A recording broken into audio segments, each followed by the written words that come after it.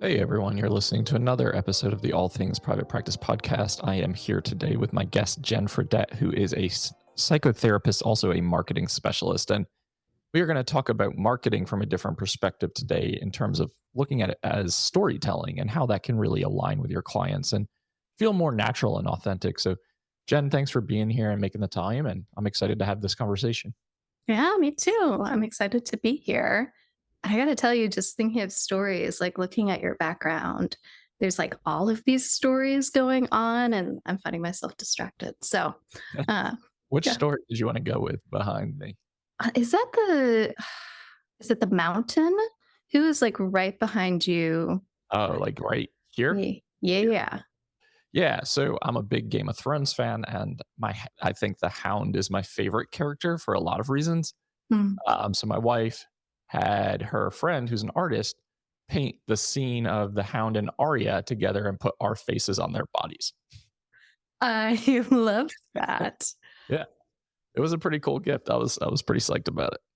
Yeah, I I feel like I'm just like jumping 3 steps ahead, but just thinking about when we have characters that we really identify with, it really, if you want, can really impact your marketing. And when we're talking about storytelling, like I'm having this like, oh, what if you and I just like co-wrote a website for your version of the Hound and maybe Aria?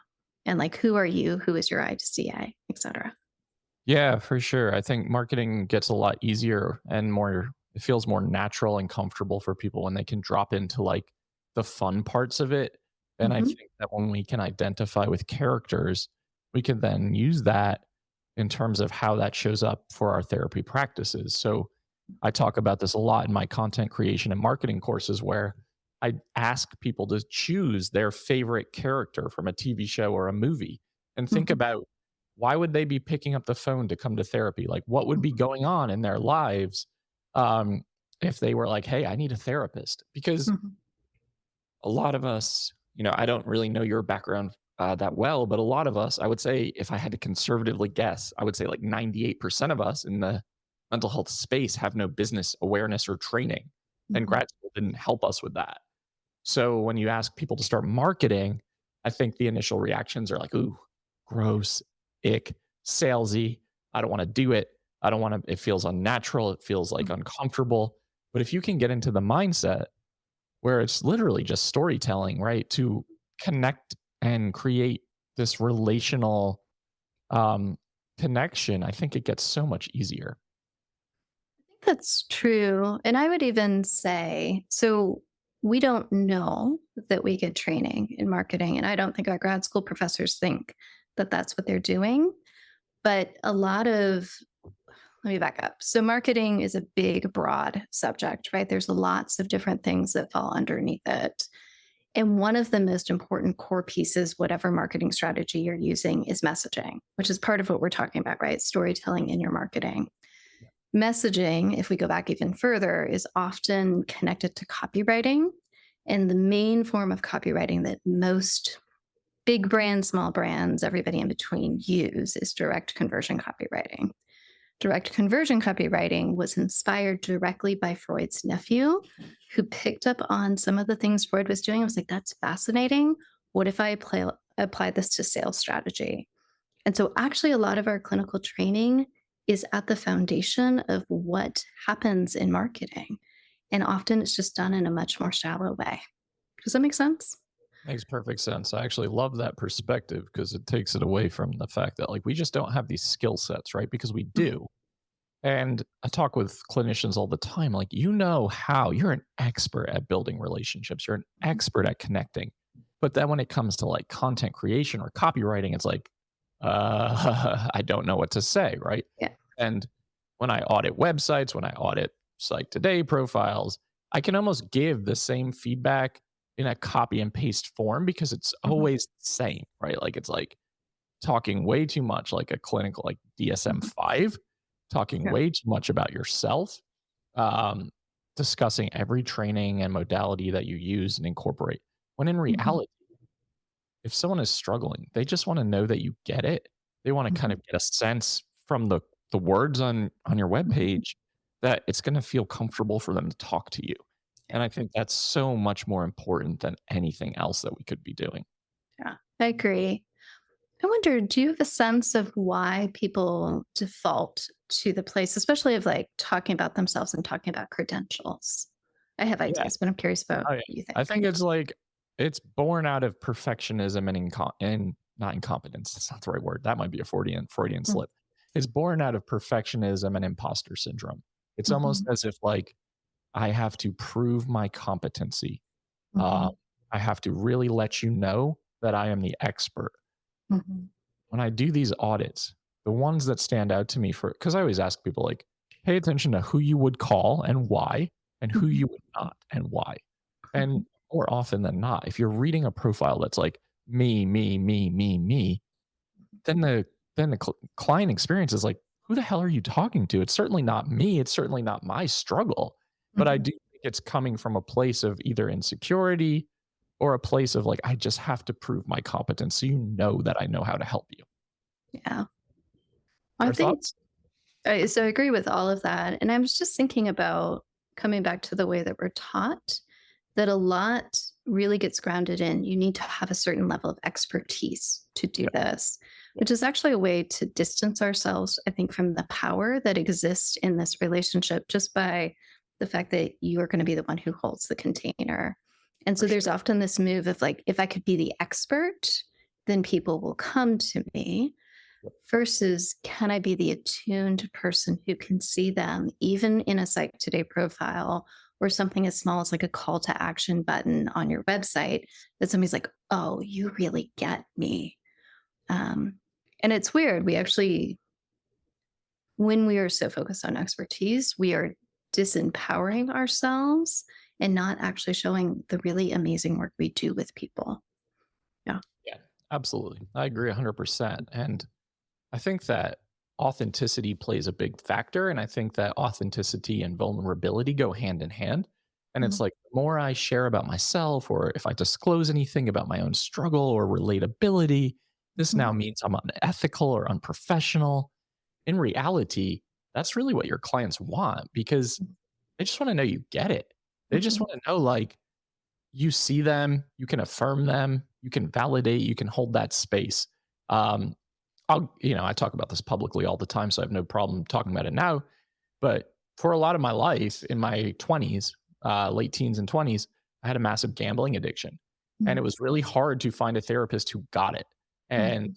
then I finally stumbled upon a page where someone was like, yeah, I was at the casinos every night until 6 in the morning. It Mhm. was so self-destructive. I pushed away all my friends and family. Things were really falling apart, blah, blah, blah, blah, blah. And I was like, finally, this is the Mhm. person. And I think that works on so many layers. One, it's like, okay, instantaneous connection, instantaneous rapport without even meeting this person. Mhm. Okay, they're going to get it. That's a sigh of relief. Okay, I need to call this person and contact them. Okay, they take my insurance or they don't. I don't even care at this point in time because I need this person to be my therapist. So I think it works on so many levels when we start talking about like that storytelling component. Yeah. Yeah, and adding to that, I have a student who sometimes will talk about like the super secret handshake of like the things that only you will have known if you've lived that experience. Yeah, Like I imagine casinos at like 5 a.m. have a certain smell. Or like there's a particular carpet pattern, or like there's something specific that you only know if you've been there. And I think sometimes that trips therapist up, people in general up of like, okay, I'm willing to really put myself out there, but here's my edge. Like, I don't want to do this much self disclosure. And there's ways that you can self disclose without saying, like, I was also a gambling addict and I'm now in for sure. recovery, which, if you're comfortable, that's your style, that's fine. But there's ways that you can layer in how you know what you know. Does that make sense? It does. And I think it all comes down to comfort level, right? Like you Mhm. said. I think for me as a therapist, I've always been very direct, very authentic, very honest, and Mhm. it's worked really well. But it also worked really well attracting the clients that I wanted to attract. So I noticed like early on, I mainly worked, and I always think about our niches as like versions of ourselves because we often get into this field to heal unhealed Mhm. versions of ourselves.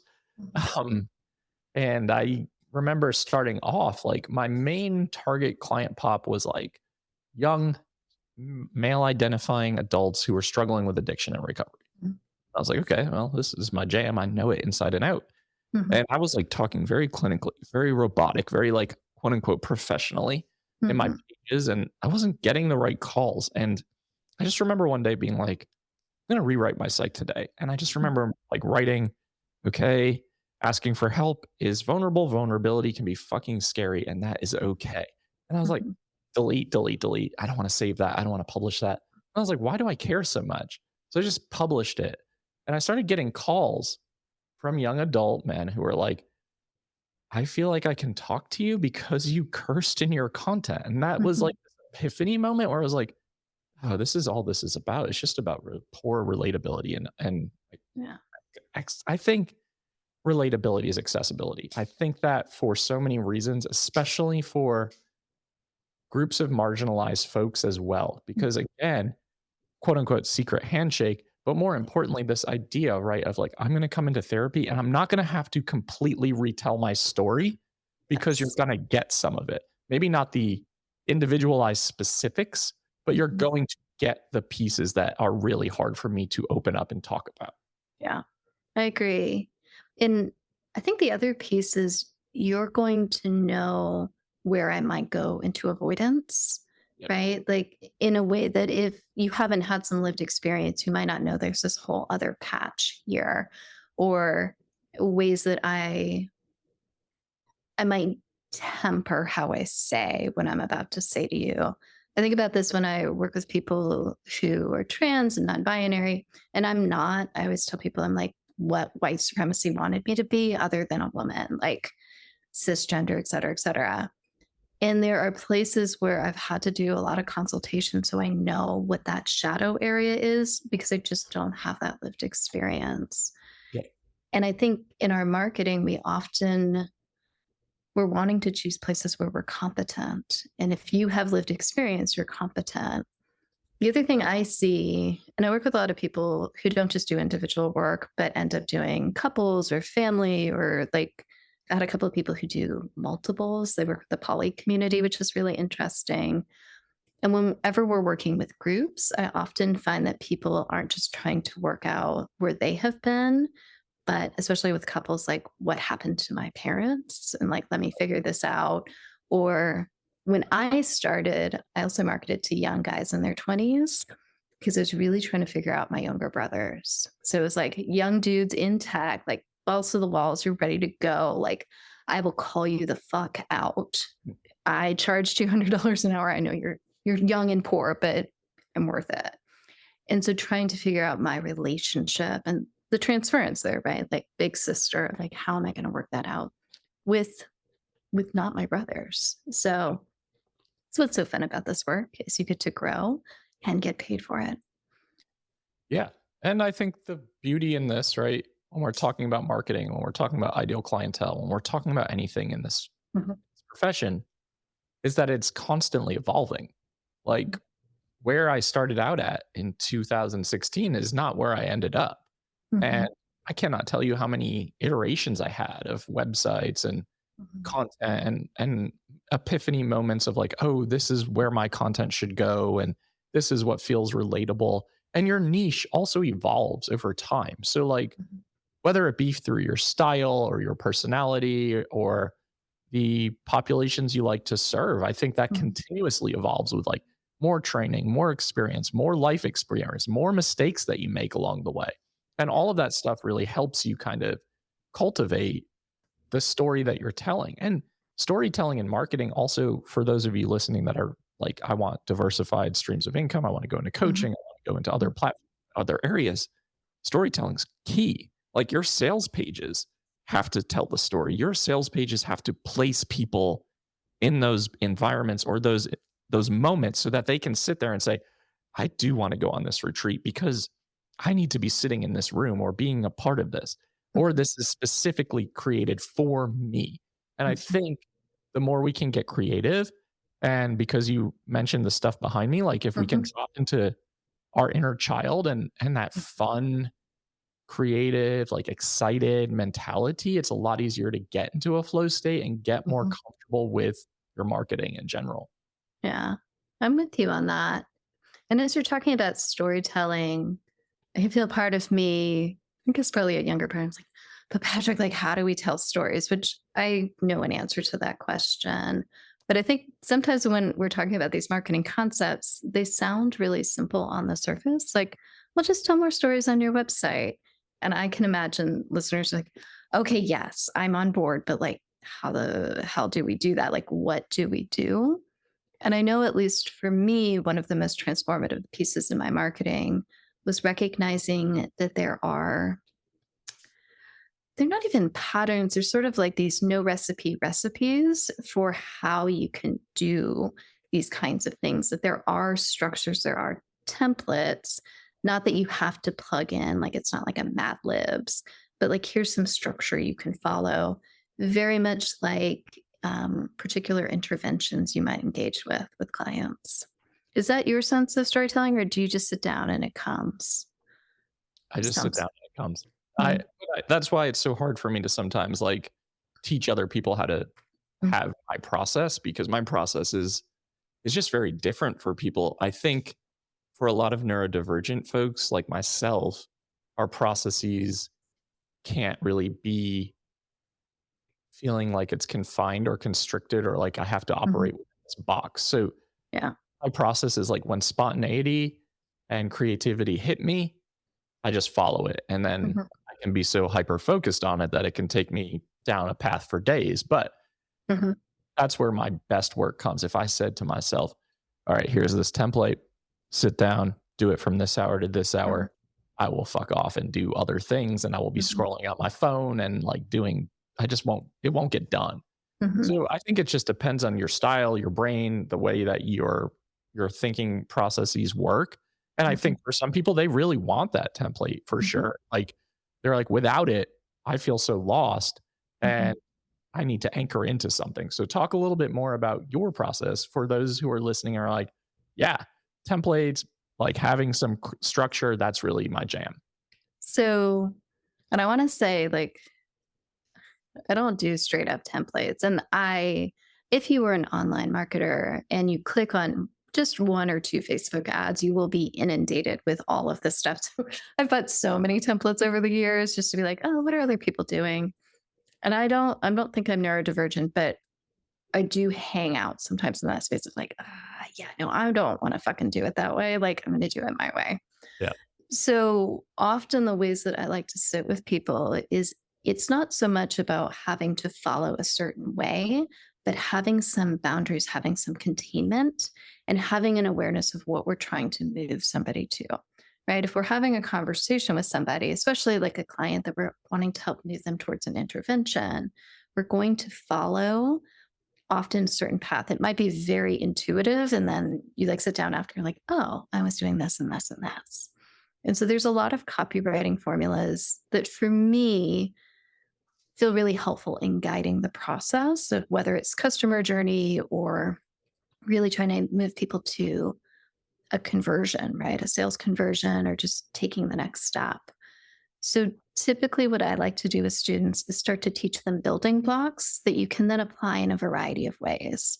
And copywriting has lots of these formulas. Like you've probably used AIDA, which is attention, interest, desire, action.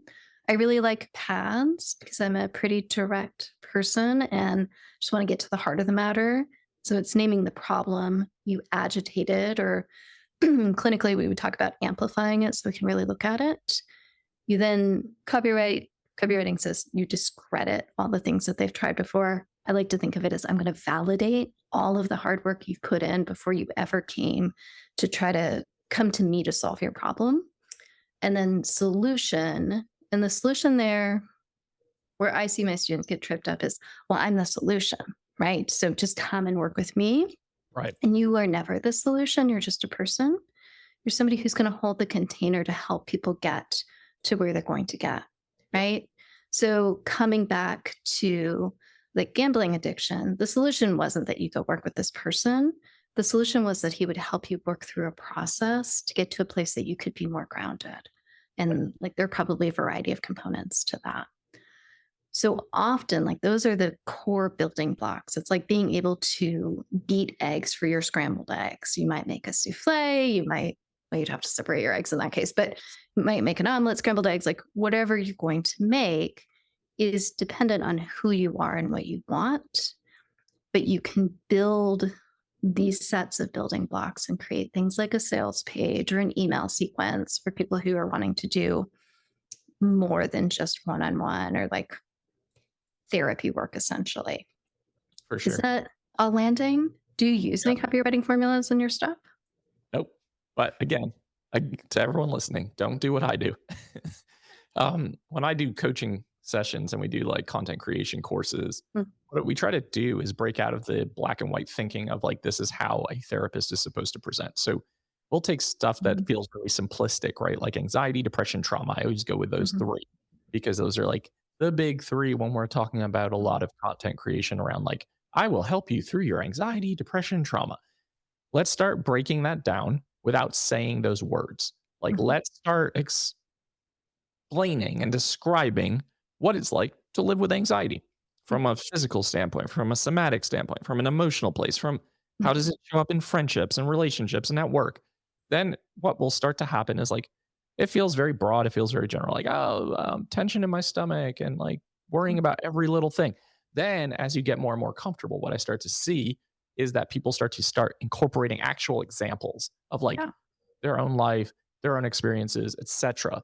So then it becomes much more real. And then you Mhm, start to see the flow state happen and people start to be able to like piece it together, but mhm, really try hard to get away from diagnostic terminology. Because I think like I no longer practice as a therapist, haven't in about a year and a half, mhm, but I remember sitting with so many clients who were like, textbook generalized anxiety disorder and bring up the word anxiety. And the client's like, I don't have anxiety. And you're like, mhm, well, if I tell you the symptoms, right, and all the criteria, then it's like, oh, yeah, that's definitely me. So mhm, just again, bringing it back to this place of like human beings, connection, real day to day experiences. That's mhm, always my go to in this situation. I love the fact that you mentioned like it's not you as the therapist who's going to be the solution, right? mhm, And that's so often what I see of like, I will walk alongside you, I will be non-judgmental, I will do all the things. It's like we don't have to say that because like that's implied in this mhm, profession and I don't think that needs to be like emphasized. But mhm, the reality is like yeah, you're going to hold space. You're going to be the container. You're going to be able to be a sounding board in some ways, and you're going to help them examine the process and find solutions. And I think that's important to notate. So I love that you yeah. named that. Yeah. I want to add too, and it sounds like you're doing this. Is something in part because most of where I do a lot of marketing strategy with my people, but messaging is my favorite piece. I love to write and figuring out how do you write in compelling, attuned ways is like what I want to spend my extra time on. And one of the things that I see often in marketing material is how people merge niche and ICA, ideal client avatar, and they are separate components. Like niche is really where you're focused in your business and like who it is you want to serve. There's a huge variety of people in any sort of niche. And ICA is actually a copywriting technique that we actually choose a person, which I was like, I called him the mountain, which I think is his older brother. Is that right? Complicated relationship, I think. It's been a while since I have read Game of Thrones. But here's the hound. We could take him as an ICA and write a profile very specifically for him. And we can do that, of course, with characters if we're really stuck. But almost everybody I've ever worked with, if I'm like, is there a client that you just love to sit with? And you're like, wow, how did this person find me? Like, this person just feels so good. They're able to take in what I have to offer. They challenge me, like, I'm growing. Like, this relationship feels really good. That we can take that person and just write material for them, Yeah. right? Like, how would you say this to that client? And get really, really specific. I drive my students nuts. I'm certain, Patrick, if you looked at their stuff, you'd like, oh no, this is really good. I'm like, no, we can do better. Like, let's drill it down a little bit more. Like, I want to know where that purse is bought. Like, what is in their underwear drawer? Like, give me the details. And people often get tripped up. Like, I'm being so specific. Nobody's going to want to come and work with me because they won't match this profile. It's like, no, people are going to feel seen, even if some of these details don't match, Yep. because they can see that you see somebody. It's almost a way of demonstrating that you can do clinical work through your messaging. Absolutely. I did, that's spot on. And I think, I'm thinking about this online summit I'm running right now. Mm, Anna Walker is one of our speakers. She's talking about how casting a taller net is better than casting a wider net. You're mhm, going to catch more fish. And the reality is that is like we get so caught up of like, this is too specific. Nobody's ever going to call me. But in reality, people are going to find one sentence and just be like, yeah, I struggle with that, or mhm, that feels like me. Um, so that's certainly really important. And I'm thinking about characters, right? And we're talking about the Hound from Game of Thrones. You could write content for that character so easily, like this big, strong, aggressive, violent person, but behind all of it is like massive trauma, massive sadness, the desire to protect, the desire to connect, and mhm, constantly feeling alone and isolated. And you could take that and just run with that, and that can mhm, speak to so many people. So I think if you're able to tap into this creative way of thinking and marketing and creating, it mhm, really does help set you apart. And it really does help attract the right clients. The ones like you mentioned, I mhm, always think about it as like the client where 50 minutes goes by and you never looked at the clock. mhm, Instead of clients, which we all have had, where you're like out of your peripheral looking at the clock, like, oh my God, we are 8 minutes into this session. Like, where is this going?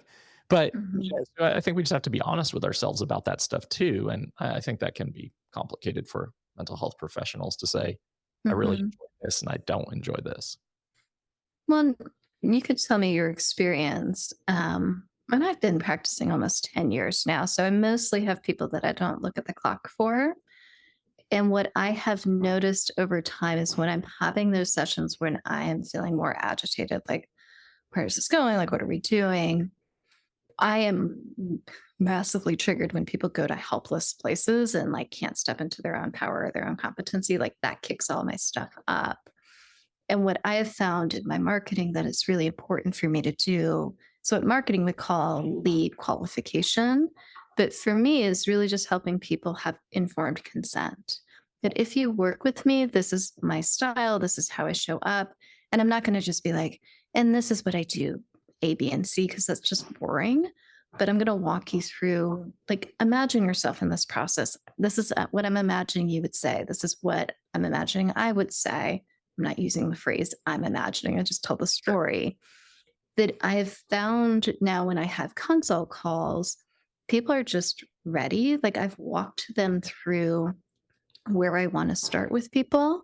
So I don't have to go back to the beginning and work through defenses that I don't enjoy working with. And I've done it and I'm competent. I could do it. Uh, it was trained early in DBT, so I did a lot of that structuring with people, and I just don't wanna do that anymore.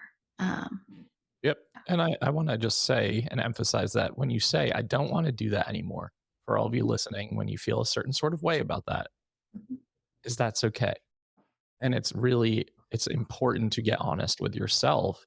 And one thing I do in my coaching courses is like we make columns A, B, and C. Column A is like these are the clients where the clock flies by. I love these, these are the ones I enjoy. B is like ambivalence, like I'm good at this. I am indifferent though. I don't feel any sort of way.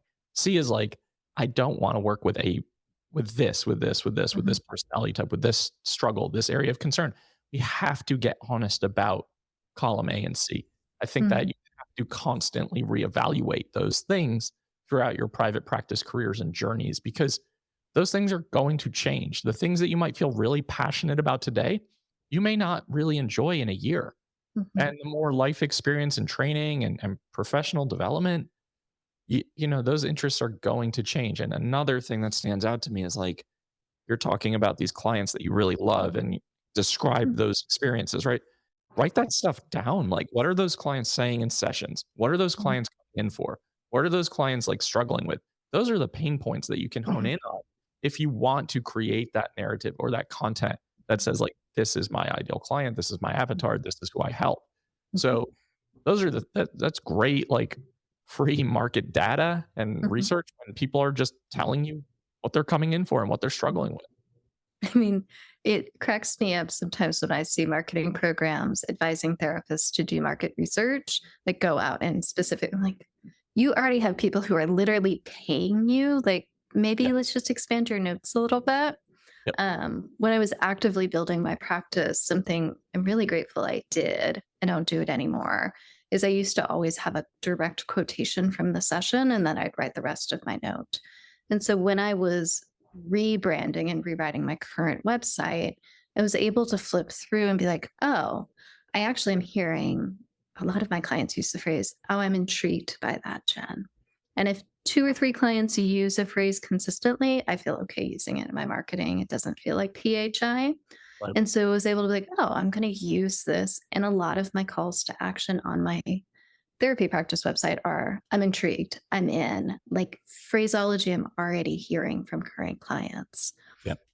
So, long story short, you don't need to do market research if you No, have clients. already happening, right? Like, it's just about thinking differently about how you are doing your sessions and your intakes and taking your notes. Like, just thinking about what is often said, what phrases do I use a lot? Like, Mhm, let me incorporate that into my content or to my mhm, website. Like, I know one of my favorite therapist phrases is like, both can be true. I feel like I'm always like mhm, making hand motions like this when I say it. mhm, That's true of, just the way I speak.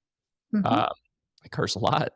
That mhm, also ends up in my content. Like, it's just about being real and true to yourself too, and I think mhm. that's important. So this is an interesting and fascinating conversation, and I've enjoyed this. So we are getting close to time, and I just want to Mhm. see if there's any like last minute suggestions, tips that you have for everyone that's listening, and also share where the audience can find what you are doing in the community. Sure. So we wouldn't talk much about this today, but I feel like it's underneath. There's a reason why we often struggle with storytelling, and I'm writing in general. And it's often because we have been told the way we do it is wrong, whether it's in grad school or your third grade elementary teacher or a variety of other places. Yep. And then often there have been ways that our voices have gotten silenced or told, like, you're not saying it right. Like, don't do it that way. Like, I think that's really why people often move to jargon or move to blend in, sound generic. And so that's something I think a lot about underneath all of this marketing strategy is can we do some healing around the ways that we have been told basically to shut up or to speak the way everybody else is speaking? So I like all that. I actually talk a lot more about those kind of inner places that we get blocked that really prevent us from doing the marketing strategy, taking the marketing action, which is really not that complicated. Marketing's pretty simple, actually, if you don't have all that other stuff underneath. Yeah. So, I have a free workshop that we talk about all of that. We talk about storytelling, we talk about marketing strategy, and we talk about that soul work underneath, full caseload unlocked. So, your listeners, if they're interested, they want to hang out with me for another 45 minutes, they can go to athinkersguide.com/break the wheel, which is my nod since you're a Game of Thrones fan. I also hang out on Instagram at A Thinker's Guide. Yeah. Very cool. And all of that information will be in the show notes so that you have easy access to everything that Jen just offered and mentioned, and you can connect with her there. Thanks so much for coming on and making the time today. It was a lot of Yeah. fun. Thanks so much. To everyone listening to the All Things Private Practice podcast, new episodes are out every single Saturday on all major platforms and YouTube. Like, download, subscribe, and share. Doubt yourself, do it anyway, and we will see you next week.